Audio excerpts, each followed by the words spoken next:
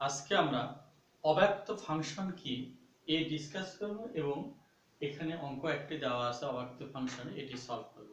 অব্যক্ত ফাংশন যদি কোনো function f of xy equal 0 আকারের হয় এই ধরনের ফাংশনকে অব্যক্ত ফাংশন বলে। যেমন আমরা লিখি f of x, y equal 0। এই ফাংশনটিকে আমরা y equal f of x বা x equal f of y আকারে প্রকাশ করা যাবে না। এই ধরনের ফাংশনকে আমরা অব্যক্ত ফাংশন বলে থাকি। এখানে একটি অব্যক্ত ফাংশন দেওয়া আছে x এবং y সম্মিলিত একটি ফাংশন। এই অব্যক্ত ফাংশনকে অন্তরীকরণ করতে গেলে আমরা x কে পরিবর্তনশীল ধরব এবং y কে x এর ফাংশন বিবেচনা করে প্রত্যেকটি পদকে পৃথক পৃথকভাবে অন্তরীকরণ করে আমরা dy dx এর মান নির্ণয় করব। এই হলো আমাদের অব্যক্ত ফাংশন।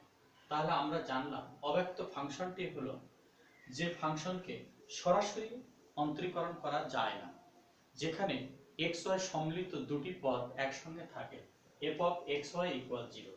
অর্থাৎ এই ফাংশনটিকে আমরা y equal f of x বা x equal f of y আকারে প্রকাশ করতে পারি না। এই ধরনের ফাংশনকে অব্যক্ত ফাংশন বলা হয়। এই ফাংশনকে অন্তরীকরণ করতে গেলে আমরা x কে পরিবর্তনশীল এবং y কে x এর ফাংশন বিবেচনা করে প্রত্যেকটি পদকে পৃথক পৃথকভাবে অন্তরীকরণ করে dy dx নির্ণয় করি। এখানে একটি অব্যক্ত ফাংশন দেওয়া আছে, এটিকে আমরা এখন অন্তরীকরণ করব। প্রদত্ত function x cube plus y cube plus 3axy equal 7 x এর সাপেক্ষে অন্তরীকরণ করে পাই d dx of x cube plus y cube plus 3axy equal d dx of 7 such that d dx of x cube plus d dx of y cube plus 3a into d dx of xy equal 0। ধ্রুবকের differentiation 0 আমরা এটা জানি। such that 3x square plus 3y square dy dx। এখানে x cube x পর n এর differentiation অনুযায়ী হলো পাওয়ার সামনের পাওয়ার থেকে 1 বিয়োগ। এখানে আমরা x এর সাপেক্ষে ডিফারেন্সিয়েশন করব, কিন্তু চলক আছে y, এইজন্য এটা 2 টাইম ডিফারেন্সিয়েশন হবে। প্রথমে পাওয়ারের জন্য হবে 3y স্কয়ার, পাওয়ার সামনে আসলো, পাওয়ার থেকে 1 বাদ গেল, তারপর y এর differentiation dy dx plus 3a into, যেহেতু এখানে দুটি ফাংশন গুণ অবস্থায় আছে তাহলে এখানে আমাদের uv মেথডে ডিফারেন্সিয়েশন হবে। সেকেন্ড ব্র্যাকেট দিলাম u ইনটু v এর ডিফারেন্সিয়েশন x ইনটু y এর differentiation dy dx plus y into x এর ডিফারেন্সিয়েশন 1 ইকুয়াল 0। এখানে x ইনটু y এর ডিফারেন্সিয়েশন হবে dy dx, তারপর y ইনটু x, যেহেতু x এর সাপেক্ষে ডিফারেন্সিয়েশন, x এর সাপেক্ষে x এর ডিফারেন্সিয়েশন হলো আমাদের 1 such that 3x square plus এখানে dy dx আছে, আমরা এটা কমন নেই, তারপরে লিখি হলো 3ay plus 3y square plus 3ax common নিয়ে আমরা dy dx লিখলাম ইকুয়াল 0।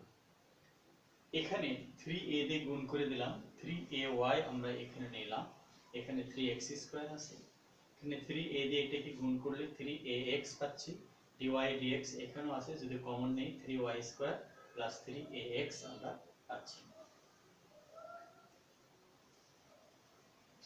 such that প্রত্যেকটা অংশ থেকে আমরা 3 কমন নিয়ে আউট করে দিতে পারি এবং এটাকে উপরে দিতে পারি। y square plus ax into dy dx equal minus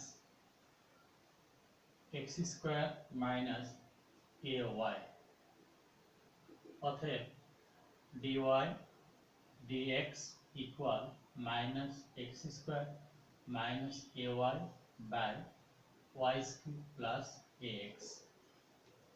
আমাদের ডিফারেন্সিয়েশনটি সম্পন্ন হলো। এখন আমরা আর একটি বার আমি বলি যে অব্যক্ত ফাংশন হলো কি? যে ফাংশনে দুটি চলক এ অবস্থায় ফর্মে থাকবে f of x y equal 0, x y সম্মিলিত পদ থাকবে, সেই ফাংশনকে আমরা অব্যক্ত ফাংশন বলবো। কারণ এই ফাংশনটিকে y equal f of x বা x equal f of y আকারে প্রকাশ করা যাবে না। তখন এই ফাংশনকে ডিফারেন্সিয়েশন করতে গেলে আমরা x কে পরিবর্তনশীল এবং y কে x এর ফাংশন বিবেচনা করে অন্তরীকরণ করব। প্রদত্ত ফাংশনটি এখানে একটি অব্যক্ত ফাংশন দেওয়া আছে, এটা আমরা নিলাম। x এর সাপেক্ষে অন্তরীকরণ করে পাই d dx of x cube plus 3y cube plus 3axy equal d dx of 7 আমরা আলাদা করে নিলাম। তারপরে এখানে পাওয়ার সামনে আসলো, পাওয়ার থেকে এক বাদ, এখানে পাওয়ার সামনে আসলো, পাওয়ার থেকে এক বাদ। যেহেতু x এর সাপেক্ষে ডিফারেন্সিয়েশন y আছে তাই dy dx লিখলাম। এখানে 3a লিখলাম। এখানে uv মেথড, দুটি ফাংশন গুণ অবস্থায় আছে, এই জন্য প্রথম ফাংশন মানে x into y এর differentiation dy dx plus y into x এর ডিফারেন্সিয়েশন 1। এরপরে আমরা কি করলাম, 3x স্কয়ার প্লাস এখানে গুণ করে দিলে 3ay আমরা এদিকে নিলাম। তারপরে 3y স্কয়ার প্লাস 3ax, এখানে dy dx আমরা কমন নিয়ে নিলাম। এরপর এই অংশটিকে আমরা ওইদিকে পার করে দিলাম, 3 কমন নিয়ে আউট করে দেওয়া হয়েছে। এরপর আমরা y স্কয়ার প্লাস ax কে আমরা নিচে দিলাম, দিয়ে অতএব dy dx এর মান আমাদের সম্পন্ন হলো। আমাদের অঙ্কটি সম্পন্ন হলো। আজকে এখানেই, আল্লাহ হাফেজ।